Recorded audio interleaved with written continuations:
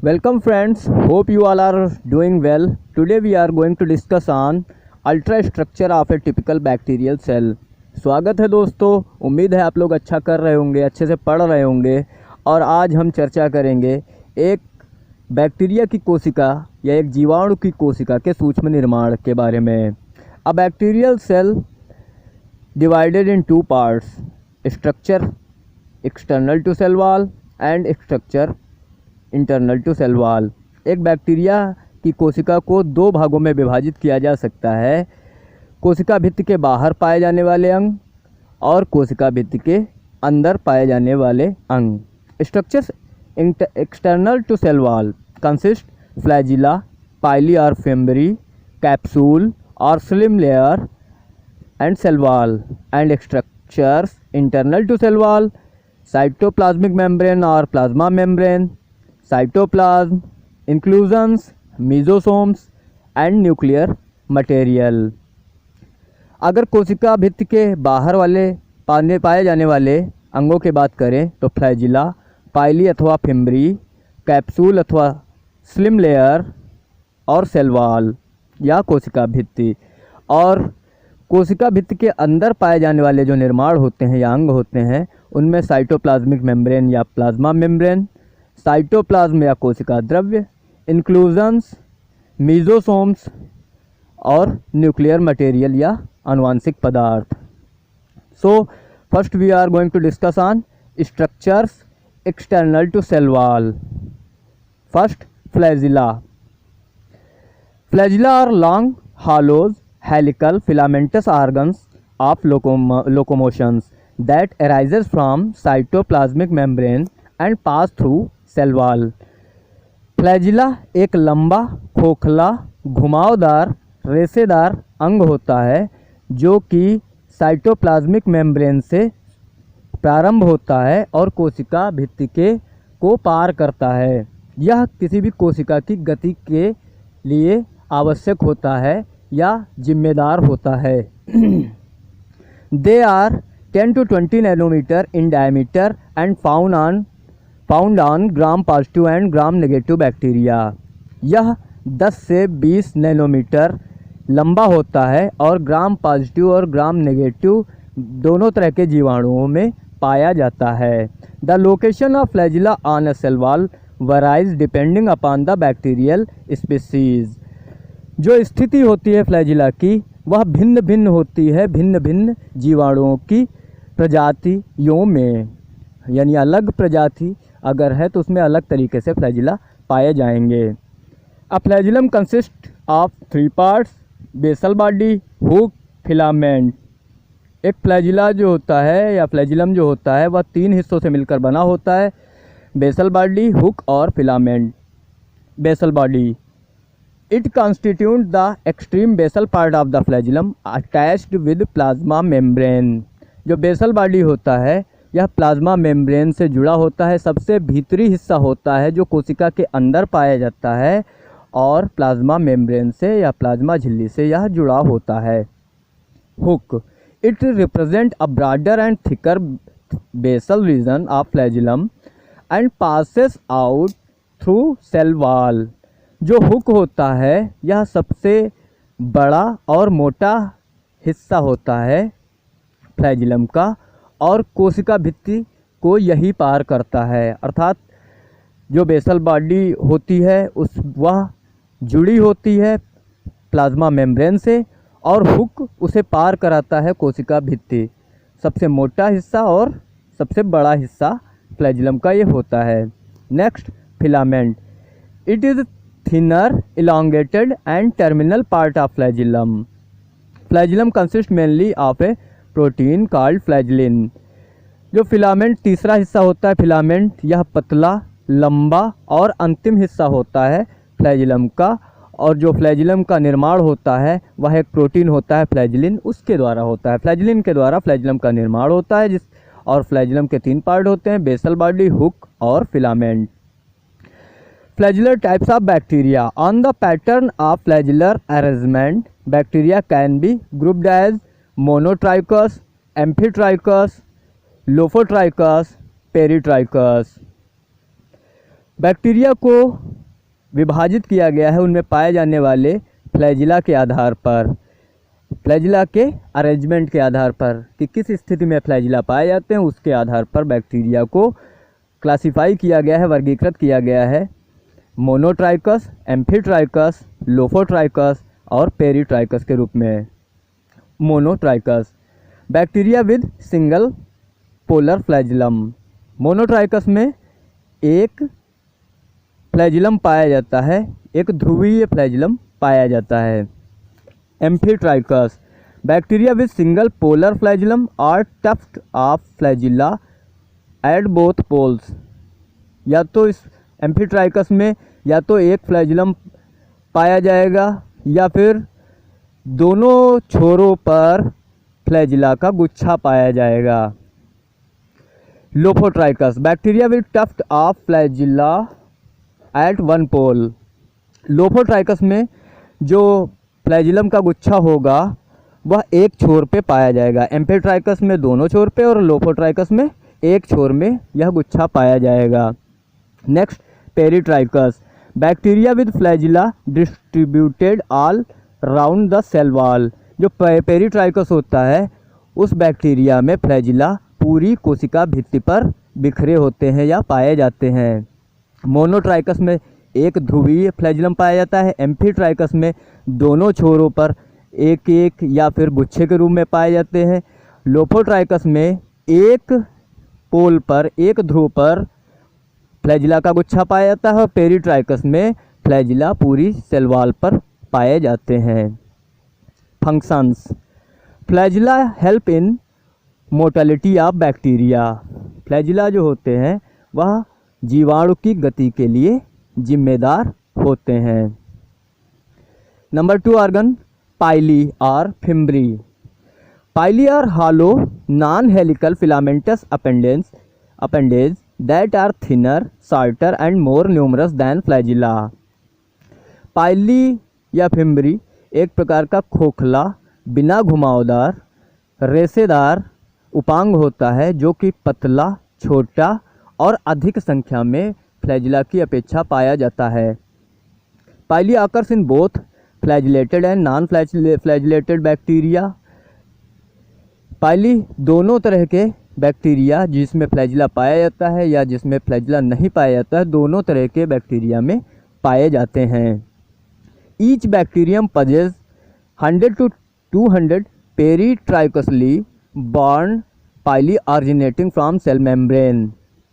सभी बैक्टीरिया 100 से 200 पाइली रखते हैं या सभी बैक्टीरिया में 100 से 200 पाइली पाए जाते हैं जो कि उसकी पूरी कोशिका भित्ति पर फैले होते हैं। Pili are 1 to 1.5 micrometre in length and 4 to 8 nanometre in diameter and are made up of protein pilin. Pili जो होता है 1 से 1.5 नैनोमीटर लंबा और 4 से 8 नैनोमीटर डायमीटर में चौड़ा होता है एंड एक प्रोटीन पाया जाता है पाइलिन, जिसके द्वारा पाइली का निर्माण होता है। फंक्शंस, क्रियाकलाप। Pili do not function in mortality since they are found in both motile and non motile bacteria. Pili कोशिका की गति के लिए जिम्मेदार नहीं होता है क्योंकि यह दोनों तरह के गतिहीन और गतिमान दोनों तरह के बैक्टीरिया में पाया जाता है, अतः यह गति के लिए जिम्मेदार नहीं होता है। One type of pilus is known as F pilus, fertility pilus और sex pilus, as it is involve in bacterial conjugation where is establish a bridge between a donor and recipient cell and thus help in transfer of genetic material between these bacterial cells। एक प्रकार का pilus F pilus या fertility pilus अथवा sex pilus के नाम से जाना जाता है, जो कि किन्हीं दो बैक्टीरिया के जुड़ने के काम आता है। दोनों के बीच जुड़कर एक पुल का निर्माण करता है दाता और प्राप्तकर्ता के मध्य में, जिससे कि क्या होता है, जो जेनेटिक मटेरियल होता है, आनुवंशिक पदार्थ होता है, वह एक सेल से दूसरी सेल को ट्रांसफ़र हो जाता है। इसलिए इसे क्या कहते हैं, फर्टिलिटी पाइलस, कि यह दो बैक्टीरिया में जुड़कर ब्रिज का निर्माण करते हैं जिसके माध्यम से जेनेटिक मटेरियल का ट्रांसफ़र होता है। Some pili allow the pathogenic bacteria to attach to epithelial cells lining the respiratory और intestinal tract and thus permits them to establish an infection. कुछ बैक्टीरिया जो होते हैं वह किसी भी सतह से या एपिथेलियल सेल की लाइनिंग से चिपकने के काम आते हैं, जिससे क्या होता है, इन्फेक्शन या संक्रमण पैदा होता है। जैसे कि एपिथेलियल सेल की लाइनिंग में या रेस्पिरेटरी जो सेल्स होती हैं या इंटेस्टाइनल ट्रैक्ट होता है जिसमें कि वह चिपक जाते हैं और वहाँ पर संक्रमण पैदा करते हैं।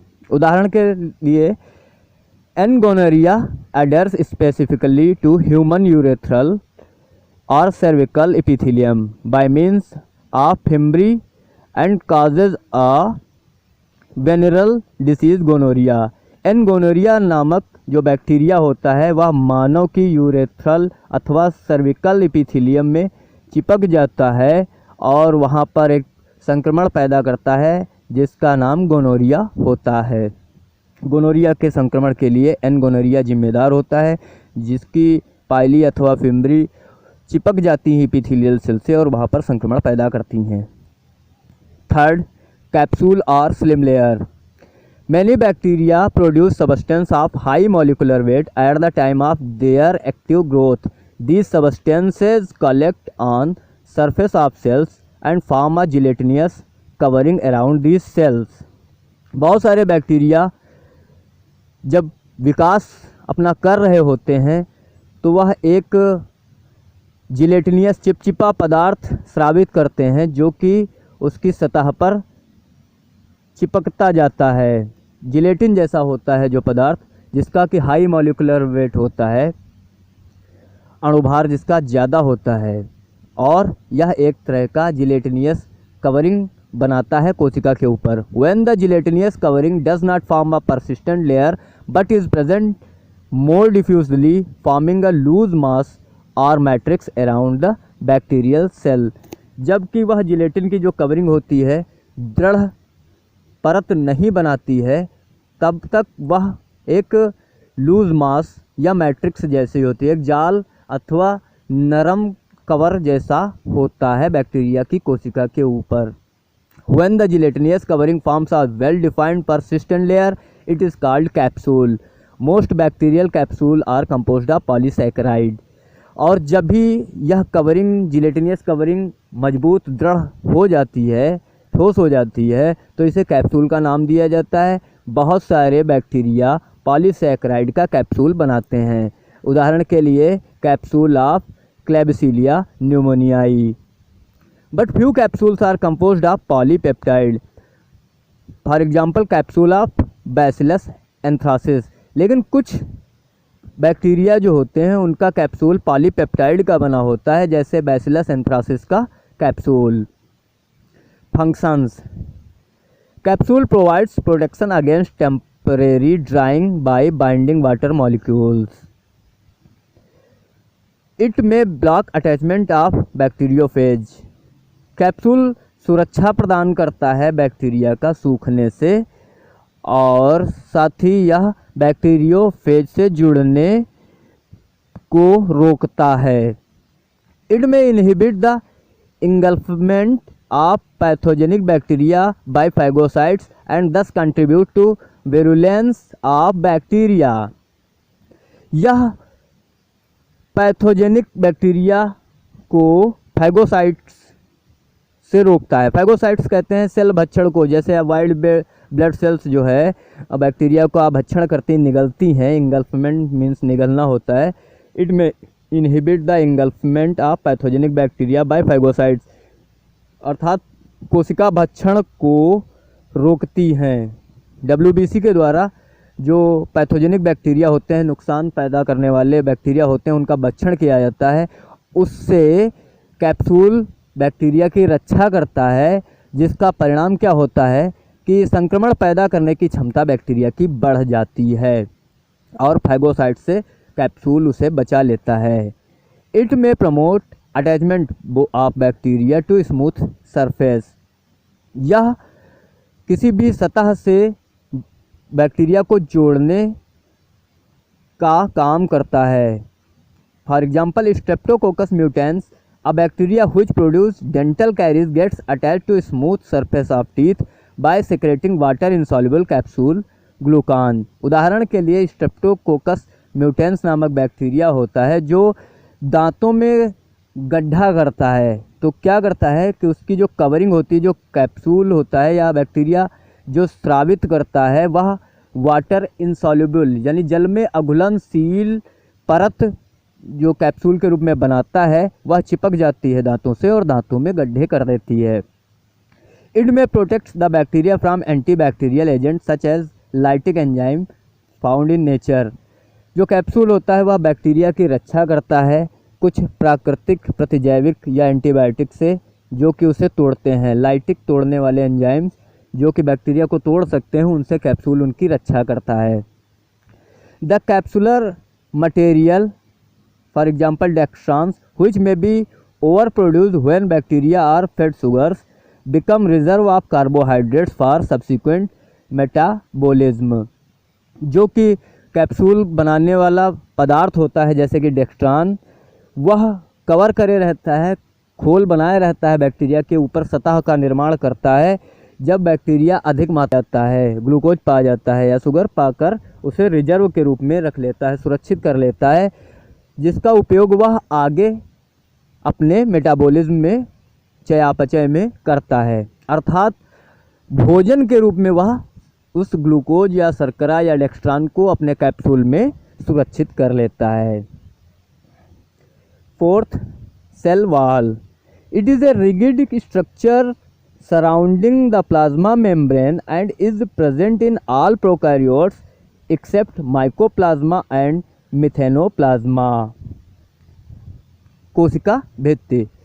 यह एक प्रकार का कठोर निर्माण होता है जो कि प्लाज्मा मेम्ब्रेन या प्लाज्मा झिल्ली को घेरे हुए रहता है और यह माइकोप्लाज्मा और मिथेनोप्लाज्मा को छोड़कर बाकी सभी प्रारंभिक कोशिकाओं में पाया जाता है। कोशिका भित्ति की मैं बात कर रहा हूँ कि प्रोकैरियोट्स जितने भी हैं, माइकोप्लाज्मा और मिथेनोप्लाज्मा को छोड़कर बाकी सभी में यह एक कठोर सतह के रूप में प्लाज्मा मेम्ब्रेन के ऊपर पाई जाती है।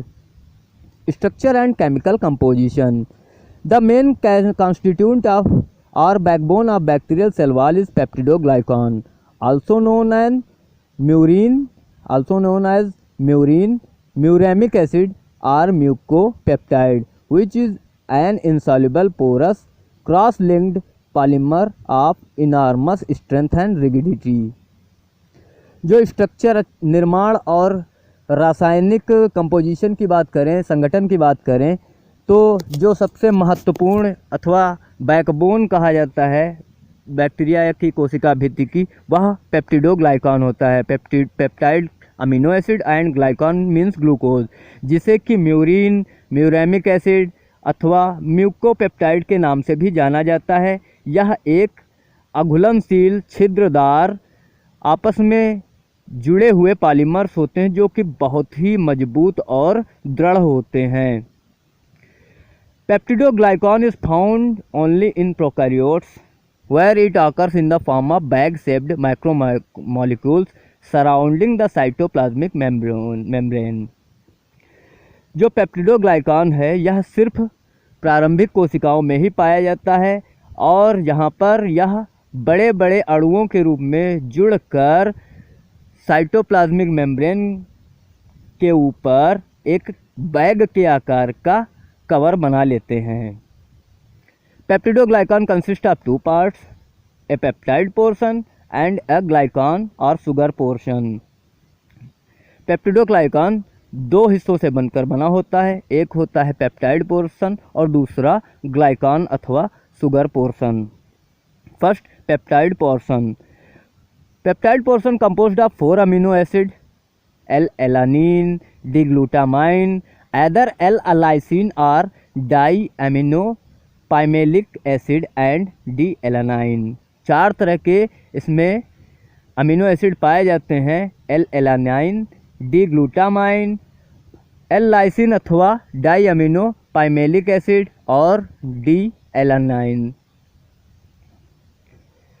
Connected with each other bye peptide linkage and hence is called tetra peptide chain. यह आपस में जुड़े होते हैं चेन के माध्यम से एक दूसरे से और टेट्रा पेप्टाइड चेन के नाम से जाने जाते हैं। The two adjacent tetra peptide chains are interlinked by a cross linkage peptide bridge. और दो टेट्रा पेप्टाइड चेन आपस में पेप्टाइड ब्रिज के माध्यम से, पेप्टाइड पुल के माध्यम से आपस में जुड़े होते हैं। सेकेंड पार्ट, ग्लाइकान और sugar portion made up of alternating units of N acetyl glucosamine NAG, N acetyl glucosamine and N acetyl muramic acid NAM and NAG से मिलकर ये बने होते हैं। Bonded with each other by β1,4 linkage. जो glycan part होता है यह दो यूनिट से मिलकर बना होता है, एन एसिटिल ग्लूकोसामाइन जिसे NAG कहते हैं स्टार्ट में, और एन एसिटिल म्यूरेमिक एसिड जिसे स्टार्ट में NAM कहते हैं, जो एक दूसरे से β1,2,4 लिंकेज से जुड़े होते हैं। Functions, the cell wall being rigid structure give shape to the cell. यह एक दृढ़ निर्माण होता है जो कि किसी कोशिका को आकार देता है। Cell wall prevents the cell from expanding and bursting when osmotic pressure exerted on it. जब भी कभी दबाव की स्थिति कोशिका भित्ति पर आती है, कोशिका पर आती है, तो यह फैलने या अथवा फटने से कोशिका को बचाती है। जब भी ऑस्मोटिक प्रेशर बढ़ जाता है तो यह फटने से और फैलने से बचाती है कोशिका भित्ति। नेक्स्ट आते हैं structure internal to cell wall. संरचनाएं जो कि कोशिका भित्ति के अंदर पाई जाती हैं। Cytoplasmic membrane, plasma membrane, cytoplasm, inclusion, mesosomes and nuclear material. First, cytoplasmic membrane और plasma membrane. Immediately beneath the cell wall is plasma membrane, approximately 7.5 nanometer thick and is composed of phospholipids about 20 to 30% and proteins about 60 to 70%। Cytoplasmic membrane या plasma membrane कोशिका भित्ति के ठीक नीचे पाई जाती है, जो कि लगभग 7.5 नैनोमीटर मोटी होती है और जो कि फास्फोलिपिड और प्रोटीन के मिश्रण से बनती है। फास्फोलिपिड इसमें 20 से 30% और प्रोटीन 60 से 70% मिले होते हैं। The phospholipids form a bilayer in which most of the proteins are firmly held, called integral or intrinsic protein, which can be removed only by destruction of membrane। जो फास्फोलिपिड होते हैं वह एक दोहरी परत बनाते हैं जिनके मध्य तमाम तरह के प्रोटीन जुड़े होते हैं। फॉर्मली हेल्ड कॉल्ड इंटीग्रल और इंट्रिंसिक प्रोटीन, अंतः प्रोटीन या जुड़े हुए प्रोटीन कहलाते हैं, जो कि जब कोशिका भित्ति अथवा प्लाज्मा मेम्ब्रेन को तोड़ा जाएगा तभी वह बाहर निकलते हैं, वैसे वह उसके अंदर ही पाए जाते हैं, समाहित होते हैं।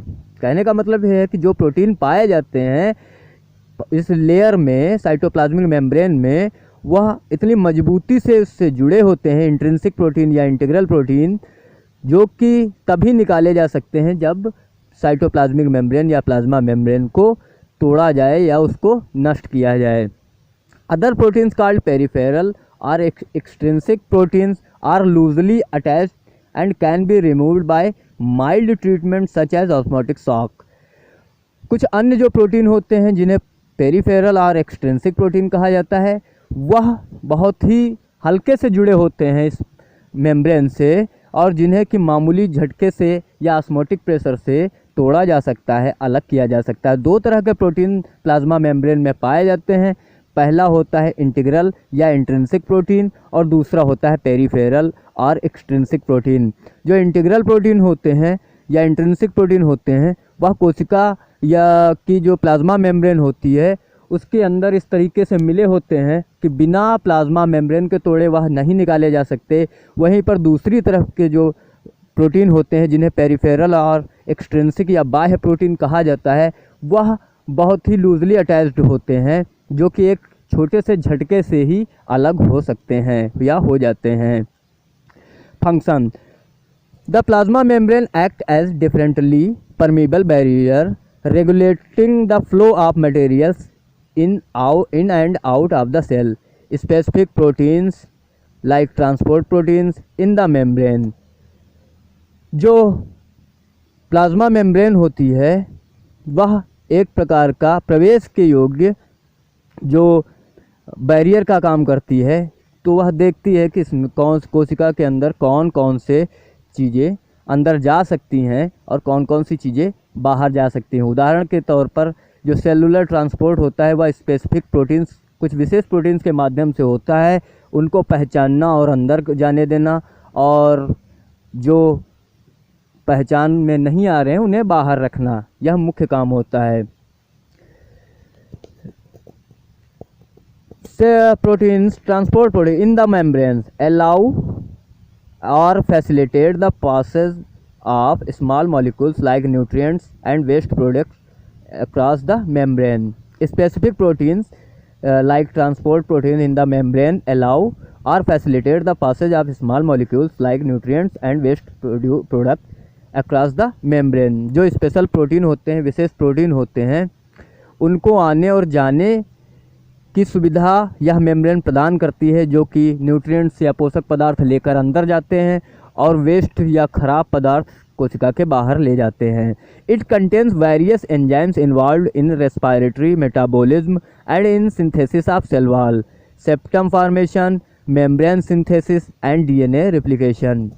जो प्लाज्मा मेम्ब्रेन होती है इसमें बहुत सारे एंजाइम्स पाए जाते हैं जो कि कोशिकीय श्वसन, कोशिका भित्ति के निर्माण, गति के निर्माण या फिर मेम्ब्रेन की सिंथेसिस, भित्ति के निर्माण में और डीएनए के द्विगुणन में काम आते हैं।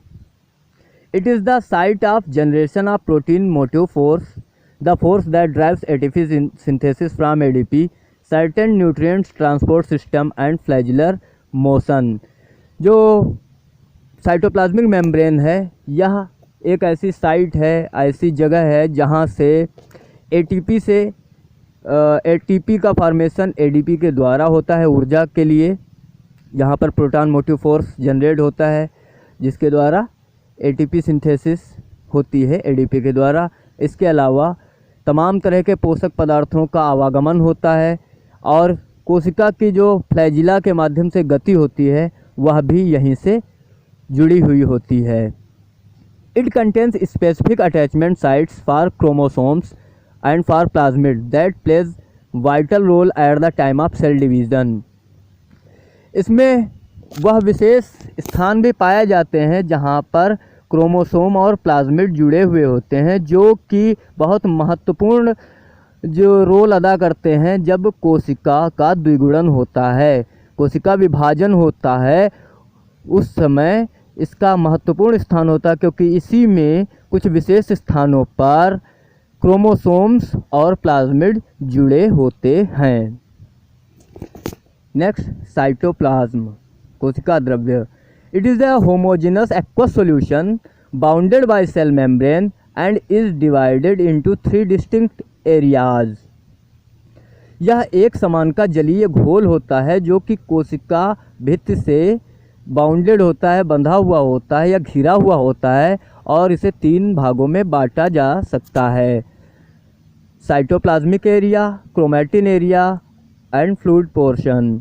साइटोप्लाज्मिक एरिया, क्रोमैटिन एरिया और जलीय भाग fluid portion.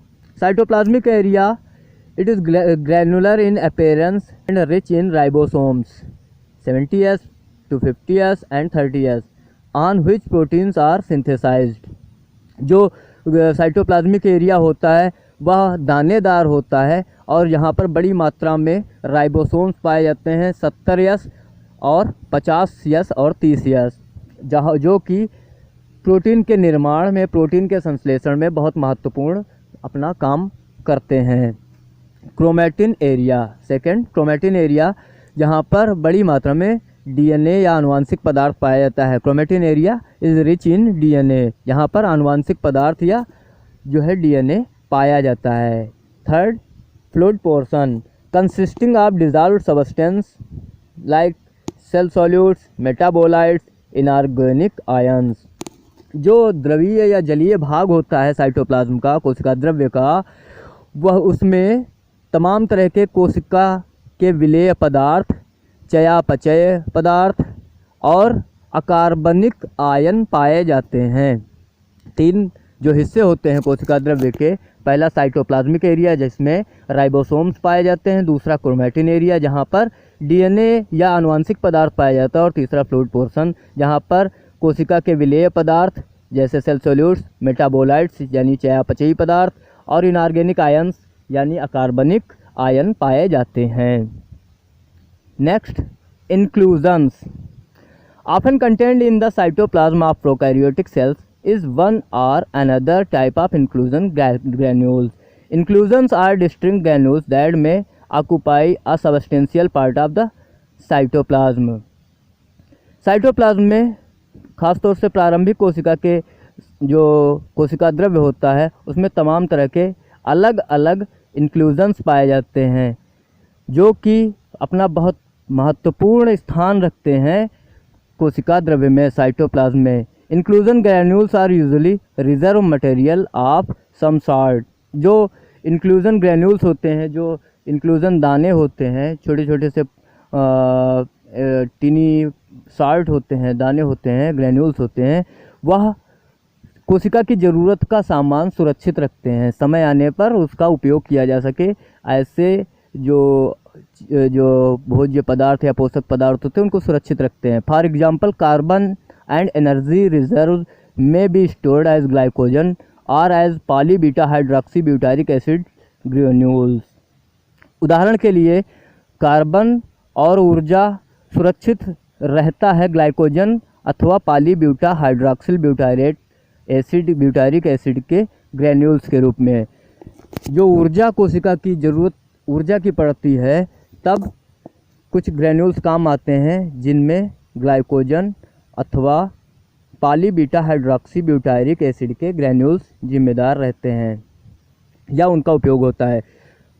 Polyphosphate inclusion are reserve for phosphate and possibly energy. इसी प्रकार पॉलीफॉस्फेट के जो ग्रैन्यूल्स होते हैं वह फॉस्फेट और ऊर्जा के संग्रहण के काम आते हैं समय आने पर, जिसका ऊर्जा और फॉस्फेट के रूप में काम लिया जा सके या उपयोग किया जा सके। Next mesosomes many bacteria specially gram positive bacteria possess characteristic membrane invagination or enfolding in the form of system convoluted tubules and vesicles known as mesosomes। बहुत सारे बैक्टीरिया खासतौर से ग्राम पॉजिटिव बैक्टीरिया अपनी कोशिका भित्ति पर सतह पर चलन के लिए लिपटी अवस्था में एक जटिल नलिकाओं और पुटिकाओं के रूप में संरचना पाते हैं या संरचना पाई जाती है जिसे कि मीजोसोम्स कहा जाता है। अर्थात ग्राम पॉजिटिव बैक्टीरिया की कोशिका भित्ति पर तमाम तरह की लिपटी हुई अवस्था में कुछ संरचनाएं या नलिकाएं या पुटिकाएं पाई जाती हैं जो कि उसकी गति के लिए जिम्मेदार होती हैं, चलन के लिए जिम्मेदार होती हैं, वो मीजोसोम्स कहलाती हैं।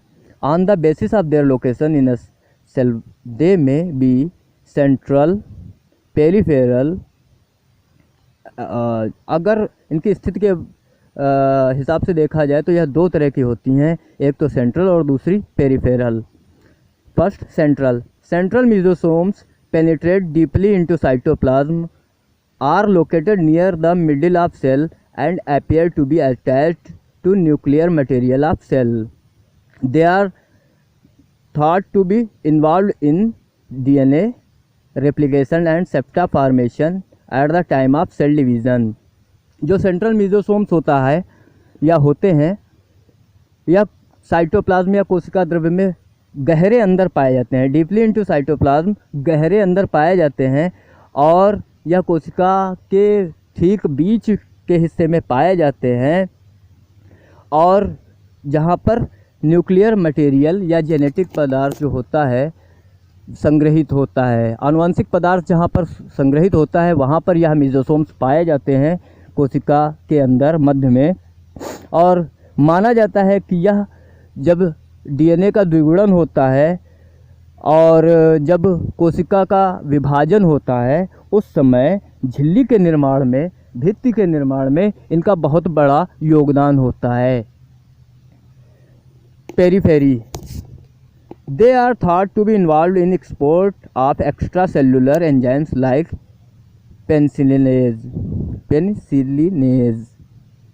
जो पेरीफेरी होते हैं, पेरीफेरी मेसोसोम्स, वह जो है peripheral mesosomes do not penetrate into cytoplasm and are located near periphery. They are thought to be involve in export of extra exocellular enzymes like penicillinase. जो पेरिफेरल मेसोसोम्स होते हैं वह कोशिका के अंदर नहीं होते हैं या अंदर साइटोप्लाज्म में नहीं घुसते हैं और वह पेरिफेरल पार्ट में पाए जाते हैं जो कोशिका भित्ति का पार्ट होता है। और माना जाता है कि यह पेनिसिलिनेज जैसे बाह्य एंजाइम को कोशिका के अंदर पहुंचाते हैं। तो ये तो काम हो गया मेसोसोम्स का। नेक्स्ट, न्यूक्लियर मटेरियल, आनुवंशिक पदार्थ। Bacterial cell contains neither a distinct membrane bound nucleus nor a mitotic parts. जो जीवाणुओं की कोशिका होती है उसमें ना तो झिल्ली वाला केंद्रक पाया जाता है और ना ही माइटोटिक अभिक्रिया को करने वाला कोई निर्माण पाया जाता है। However they do certain an area near the centre of the cell that is regarded as a nuclear structure. जहाँ तक बैक्टीरियल सेल की बात की जाए तो इसमें नाभिकीय स्ट्रक्चर तो नहीं पाया जाता है, परंतु जहाँ पर कोशिका में आनुवंशिक पदार्थ होता है उसे ही नाभिकीय पदार्थ या न्यूक्लियर मटेरियल कहा जाता है। Because it is not discrete nucleus, it has been designated by many names like nucleoid, the chromatin body, the nuclear equivalent and even the bacterial chromosome. क्योंकि बैक्टीरिया या जीवाणु की कोशिका में केंद्रक नहीं पाया जाता है या केंद्रक झिल्ली से घिरा हुआ केंद्रक नहीं पाया जाता है, इसलिए इसके तमाम सारे नाम दिए गए हैं जिनसे इसको जाना जाता है, जैसे कि न्यूक्लियाइड हुआ, द क्रोमेटिन बॉडी हुआ, द न्यूक्लियर इक्विवेलेंट हुआ यानी नाभिक के समान, या इवन द बैक्टीरियल क्रोमोसोम्स यानी जीवाणु गुणसूत्र आदि नामों से इन्हें जाना जाता है या इसे जाना जाता है। The nuclide is typically one larger circular molecule of DNA more or less free in the cytoplasm although coiled and supercoiled anchored by proteins।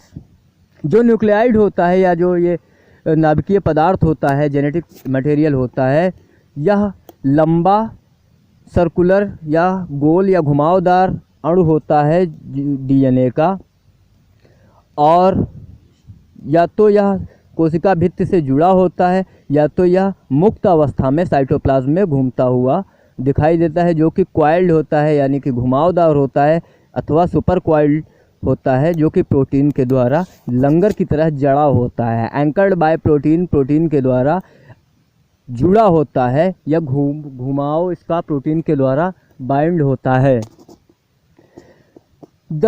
Sometimes a smaller extra chromosomal piece of DNA is present in addition to nucleoid called as plasmid.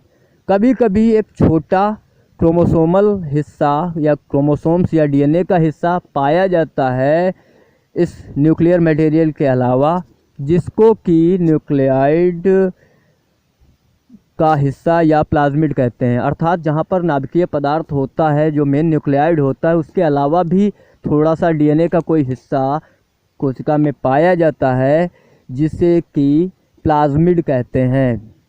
The total DNA content of a prokaryote is referred to as cell genome। जो पूरा DNA का content होता है, जितना भी DNA पाया जाता है कोशिका में, उसे कोशिका का जीनोम कहते हैं। जीनोम क्या होता है? Genome is the genetic material of an organism. It consist of DNA. The genome includes both the genes and the non coding DNA as well as mitochondrial DNA and chloroplast DNA. Genome कहते हैं आनुवंशिक पदार्थ किसी भी जीव जाति का, organism का, जिसमें कि डीएनए पाया जाता है। इसी प्रकार जीनोम के अंदर genes, non coding DNA, mitochondrial DNA और क्लोरोप्लास्ट भी पाया जाता है। तो the total DNA content of prokaryotes is referred to as cell genome. जितना भी डीएनए वाला हिस्सा पाया जाता है प्रारंभिक कोशिका में, उसे जीनोम कहा जाता है। So friends, this is a structure of a typical bacterial cell. Hope you all are enjoying it. I will meet you later.